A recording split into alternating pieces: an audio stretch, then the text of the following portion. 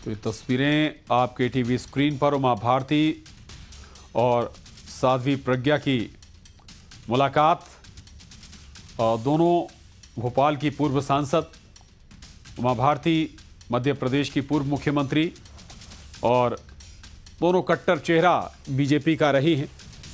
और क्या संदर्भ है इस मुलाकात का, हालांकि यह भी साफ नहीं है। हाल ही में साध्वी प्रज्ञा सिंह मालेगांव ब्लास्ट मामले में बरी हुई हैं, हालांकि उसके बाद बयान देकर विवादों में भी फंसी और अब उमा भारती से मुलाकात करने पहुंची हैं साध्वी प्रज्ञा।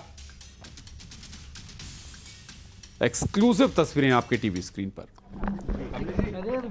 उनके शौर्य का ऐसा तेज रहता है कि आप भावुक हो ही नहीं सकते जी, क्योंकि इतना सहनशीलता है उनके स्वभाव में। हाँ। और इतनी मीठी मुस्कुराती हैं वो जी। इसलिए मैंने आपको कहा ना, भावुकता के क्षण तो जब मैं उनको जेल में मिली तब भी ऐसे ही झमझम झिलमिला रही थी। पर आपकी आंखें भरी हुई दिखाई दे रही है। हाँ, अपन तो इस मामले में मेरा इमोशनल क्वेश्चन ही तो है जिससे पूरी मेरी जिंदगी चलती है, भावुकता से। तो इसीलिए लेकिन दीदी तो शौर्यवान है, शौर्य की साक्षात मूर्ति। दो बहनों का मिलन है, आप हमेशा कहती है जब भी मिलती है तो।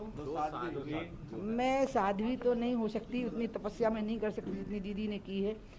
मैंने तो अपने गुरु से संन्यास लिया है, लेकिन मैं ये कह सकती हूँ कि मैं उनकी आयु में बड़ी बहन हूँ और वैसे मैं उनको अपना मसीहा मानती हूँ। 17 साल का स्ट्रगल है, 17 साल की लड़ाई लंबी, उसके नहीं, बाद ये तो हमेशा ही स्ट्रगल की हैं। जब स्टूडेंट लाइफ में थी तो भी अन्याय, शोषण, नारी अपमान के लिए ये हमेशा अपना शक्ति का प्रदर्शन करती थी और फ्रंट पे आ जाती थी।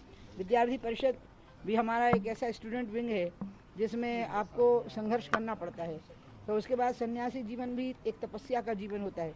फिर उसके बाद की जो संघर्ष की कहानी आप कह रहे हो, वो तो प्रताड़ना की कहानी है। फिर प्रताड़ना के खिलाफ संघर्ष की। जिन्होंने प्रताड़ित किया उनको सजा मिलनी चाहिए। अब उस पर कानूनी प्रक्रिया क्या है, वैधानिक प्रक्रिया क्या है, वो तो अपनानी होगी सरकार को या कुछ लोगों को। आप क्या चाहती हैं? इस फैसले के बाद मैं ये चाहती हूँ कि जो शब्द का प्रयोग किया गया था भगवा आतंकवाद, और जिसको सत्यापित करने के लिए मालेगांव की घटना करवाई गई, और उस घटना में कुछ लोगों को जिस तरह से जोड़ा गया, जो बहुत महत्वपूर्ण लोग थे, मूर्धन्य लोग थे, जिनमें से दीदी प्रज्ञा एक थी, लेकिन इनके मुंह से जो नाम लेने के लिए इनको उत्पीड़न किया गया, उसके द्वारा पूरे हिंदू समाज को और पूरे देश को बदनाम करने की बहुत बड़ी साजिश थी।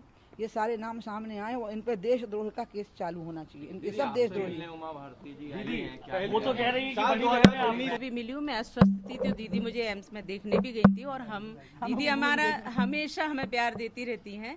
और आज दीदी भगवा का सम्मान करने आई हैं, हिंदुत्व का सम्मान करने आई हैं, और इसलिए बहुत बड़ा दिन है जो। और दीदी हमेशा से हिंदुत्व के लिए संघर्ष किया है उन्होंने। और जब भगवा अंदर था, जिस प्रकार से बदनाम करने का प्रयास किया और हम लोग सभी अंदर थे, तो दीदी ने उतनी जोर से आवाज़ उठाई जितनी जोर से समाज सुन सके।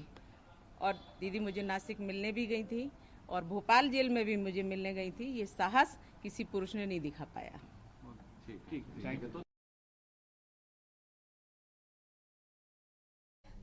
उमा भारती और साध्वी प्रज्ञा ठाकुर की, और उसके बाद मीडिया के सामने उमा भारती ने भी बयान दिया हिंदुत्व को लेकर, मालेगांव ब्लास्ट केस को लेकर, जिसमें हाल ही में साध्वी प्रज्ञा ठाकुर को भी बरी किया गया। और इसी को लेकर आपने देखा कि मुलाकात भी दोनों के बीच हुई और दोनों के बयान भी आपने सुने।